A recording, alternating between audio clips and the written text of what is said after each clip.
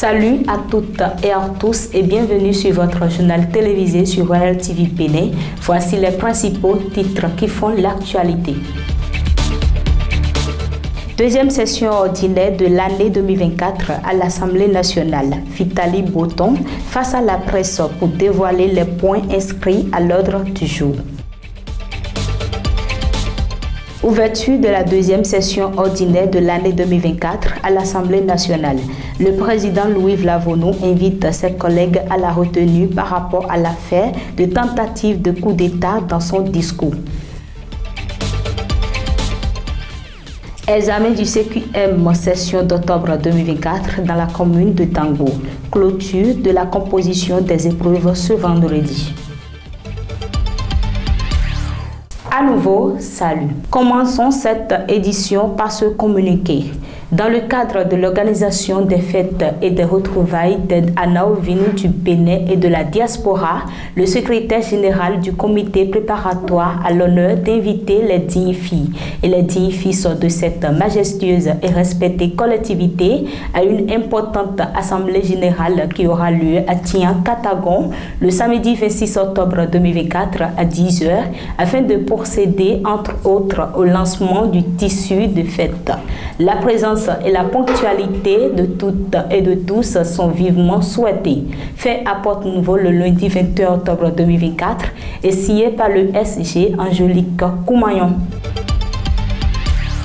En prélude de la deuxième session ordinaire au titre de l'année 2024 au palais de gouverneur de Porto-Novo le jeudi 24 octobre 2024, le porte-parole du président de l'Assemblée nationale était face à la presse pour annoncer les grands points inscrits à l'ordre du jour pour cette session. C'était le mardi 22 octobre 2024 dans la salle polyvalente Antoine Idi Kolawole de l'Assemblée nationale. Eric Koutiko et Sylvain Aninglé ont signé ce reportage. Le jeudi 24 octobre 2024 va s'ouvrir au palais des gouverneurs de Porto-Novo la deuxième session ordinaire de l'année 2024. Ainsi, sur l'invitation du président de l'Assemblée nationale, les députés de la 9e législature vont examiner plusieurs lois. À travers une conférence de presse animée le mardi 22 octobre 2024 dans la salle polyvalente Idi Kolaole du palais des gouverneurs de Porto-Novo, le porte-parole du président de l'Assemblée nationale énumère les points inscrits pour cette session. Il s'agit donc entre autres de la présentation du rapport d'activité du président de l'Assemblée nationale couvrant la période allant du 1er avril au 30 septembre 2024. Le projet de loi de finances pour la gestion 2025. Le projet de loi de règlement pour la gestion 2022. Le projet de loi relatif à l'alimentation scolaire en République du Bénin. Le projet de loi cadre sur la construction et l'habitation. La proposition de résolution modifiant et complétant le règlement intérieur de l'Assemblée nationale. La proposition de loi modifiant et complétant la loi 90-019 du 27 juillet 1990 fixant les fêtes légales en République du Bénin. La deuxième session ordinaire de l'Assemblée nationale au titre de l'année 2024 s'inscrit dans une dynamique de renforcement des institutions et de modernisation des cadres législatifs au Bénin. Les lois à examiner couvrent donc les domaines clés comme la justice, la santé, l'économie et les droits humains. Elles s'attardent également sur des enjeux majeurs. Parmi les enjeux majeurs de cette session, on peut insister sur la préparation du budget 2025. Une priorité pour l'administration publique en général. Le renforcement de l'état de droit par le biais des réformes judiciaires, notamment avec la création de l'agence judiciaire de l'État. La protection des ressources agricoles via l'adhésion à l'Union internationale pour la protection des obtentions végétales afin de valoriser l'agriculture béninoise sur la scène internationale. La réforme du secteur de la santé afin d'assurer une meilleure régulation des professionnels de santé et garantir un accès universel à des services de qualité. Il faut préciser que la liste des points inscrits pour cette session ordinaire présentée par Vitali Bouton n'est pas exhaustive. D'autres points pourraient s'ajouter en fonction des besoins et des priorités qui émergeront. Comme annoncé, la deuxième session ordinaire de l'année 2024 a été effectivement ouverte le jeudi 24 octobre 2024 au Palais des gouverneurs. Sur l'invitation du président de l'Assemblée nationale, 81 députés sur les 109 ont répondu présents à cette plénière au cours de laquelle le président Vlavonou fait un discours que chaque député a apprécié. Eric Koutiko et Sylvain Aninglé pour le point. La deuxième session ordinaire au titre de l'année 2024 a effectivement démarré le jeudi 24 octobre 2024 au Palais des gouverneurs de Porto Novo. Au cours de cette plénière qui consacre à la rentrée budgétaire, le président de l'Assemblée nationale a livré un discours dans lequel il appelle les uns et les autres à la retenue en ce qui concerne l'affaire dite atteinte à la sûreté de l'État déjouée. Qui d'entre nous n'a pas eu quelques frayeurs en apprenant par la voix du procureur spécial près la Cour de répression des infractions économiques et du terrorisme CRIET qu'il y avait un complot en préparation contre la sûreté de l'État, donc un projet de remise en cause de l'ordre démocratique laborieusement instauré et entretenu dans notre pays depuis plus de 3 décennies. S'il était vrai que notre institution parlementaire n'exista plus et son président certainement mis aux arrêts pour le meilleur des cas, et vous, autres députés, mis au chômage. Heureusement qu'il a plu au Seigneur, qu'il a plu au Dieu Tout-Puissant de nous en épargner. Occasion pour les députés de donner leur appréciation sur le discours du président Louis Gbéounou Vlavonou. Nous, en termes de députés, nous avons un droit, le droit de l'amendement. Nous allons faire usage de ce droit-là, afin que lorsque nous allons parcourir secteur par secteur, institution par institution, les différentes rubriques de chaque budget, pour que nous essayions de voir où est-ce qu'on peut boucher des trous, où est-ce qu'on peut augmenter, afin que réellement les volets sociaux soient des volets prioritaires et nous y veillerons. Tout observateur ne retiendra qu'une chose de son discours, qu'il y aurait la haine à l'Assemblée nationale. Je pense que c'est décevant de la part du président, après tous les efforts que nous faisons pour cultiver une bonne ambiance dans l'Assemblée nationale, de venir tenir un discours comme celui-là. Et il n'a pas éteigné ça de faits réels. Le président a essayé de peindre un peu les méandres de la politique, l'univers même de la politique, l'univers saisissable comme celui insaisissable bien sûr, les coups bas et autres. Je pense qu'il a eu le courage, quoi qu'on dise, d'en parler. C'est ce que beaucoup pensent bas, que le président essaie de dire à haute voix.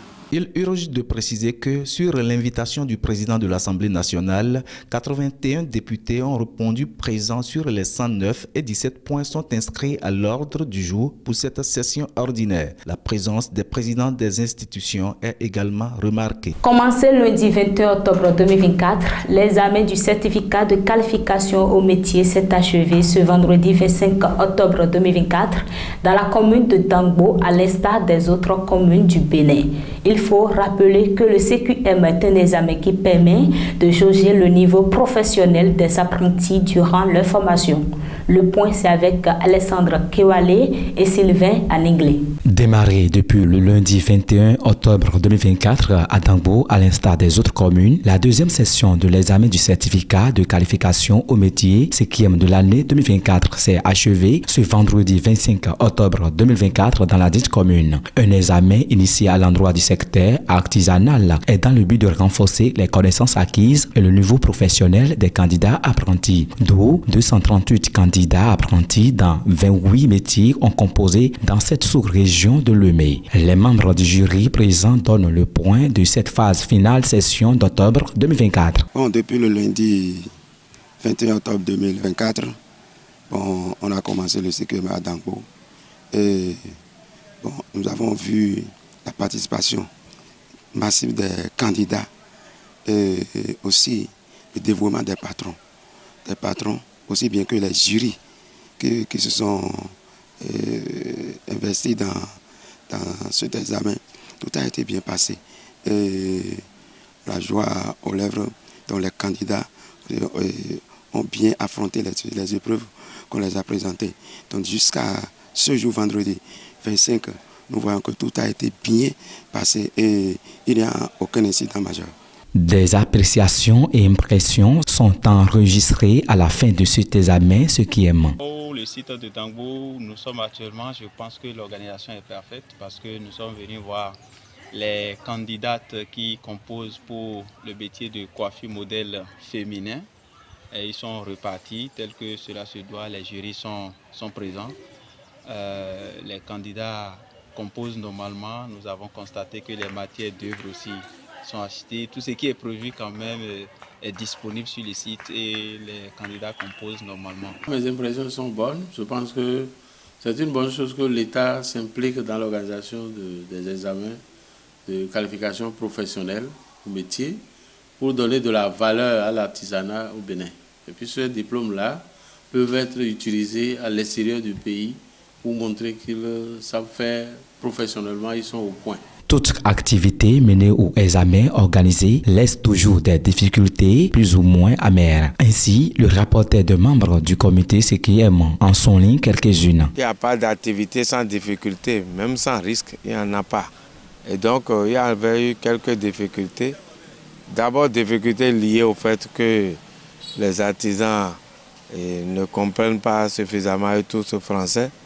Il y a des épreuves où tu es appelé à quand même le leur éclaircir un peu pour qu'ils comprennent un peu ce qu'il y a lieu de faire. Et c'est vrai qu'ils sont en train de s'adapter petit à petit, mais il reste toujours à faire. Des messages sont lancés à l'endroit des parents, patrons et les apprentis, suivis des mots d'encouragement. Je prie tous patrons d'apprentis donc, de se préparer parce que dans l'avril 2025 maintenant, donc il y aura encore une autre session d'examen. Donc je prie les patrons de bien préparer les apprentis pour cette session de l'avril 2025. Pour être garanti et assurer que les apprentis formés dans l'artisanat béninois sont libérés de leur parchemin professionnel, le gouvernement de Patrice Talon a initié cet examen dénommé CQM, permettant de jauger le niveau professionnel des apprentis relève de demain. Rappelons que c'est un examen qui se passe sous deux sessions, dont un dans le mois d'avril et second dans le mois d'octobre chaque année. L'aéroport de Cotonou dispose désormais d'un nouveau dispositif sécuritaire pour les aéronefs. Il s'agit de la fabrication de nouveaux pavés issus des sables et débris collectés sur le tarmac de l'aéroport ainsi que le jardin aéronautique. C'est une production de la société SIPA Djessouillon SA de Hyacinthe Djessouillon à Gon. Plus de détails dans ce reportage. Des objets en métal, en plastique, du gravier ou encore du sable. Tout ce qu'il y a de plus normal que l'on retrouve dans nos espaces. Mais dans le cas d'espèces, ces objets intrus, encore appelés Foreign Object Debris FODS, dans le jargon aéronautique, représentent des dangers de tous les instants pour les aéronefs. Sur les 3 derniers mois, 5 kg de ces objets et 40 sacs de sable ont été collectionnés sur le tarmac de l'aéroport de Cotonou. C'est des pavés qui sont issus de ces débris-là. On les a transformés, on a juste ajouté du ciment pour faire des pavés très solides, pour donner une seconde vie au sable qu'on ramasse sur le tarmac de l'aéroport et au gravat et autres. C'est pas seulement solide, moi ce que je vois là-dedans c'est quelque chose que je n'ai jamais vu et pourtant ça fait des dizaines d'années que je travaille dans le domaine des aéroports, je n'ai jamais vu une société qui pense à donner une deuxième vie à ce qui est considéré généralement comme des déchets. On estime à 4 milliards de dollars par an les dégâts générés par ces FODS à l'industrie aérospatiale. C'est donc pour éviter des situations similaires à celle de Madrid en 2020 que le Bénin se dote de matériel de pointe pour enrayer les FODS. La société SIPA Djessouillon, responsable de l'entretien de cet espace aéroportuaire, outille ses agents sur leurs responsabilités dans la sécurité des aéronefs avec le FODBOSS. C'est un équipement qui existe depuis un bout de temps et que nous avons décidé de ramener ici au Bénin pour la sécurité aérienne. C'est plus encore qu'une question d'outils pour effectuer la tâche de ramassage de ce FOD, ces débris comme on l'appelle en aviation. C'est surtout la question de mettre sur pied un programme de gestion de ce FOD afin d'en prévenir l'occurrence. À la phase pratique de cet exercice, l'efficacité du dispositif de nettoyage impressionne déjà les autorités portuaires. Nous conduisons une opération zéro FOD. Et c'est dans ce cadre que notre partenaire SIPA est venu nous faire une démonstration avec une technologie à la pointe qui nous permet d'être plus efficace dans le traitement des eaux FOD et nous sommes très satisfaits de ce que nous venons de voir. En acquérant ce dispositif, le Bénin se dote d'une technologie de pointe pour assurer la sécurité de ses aéronefs et par la même occasion celle des passagers de l'aéroport de Cotonou. Votre temps est limité.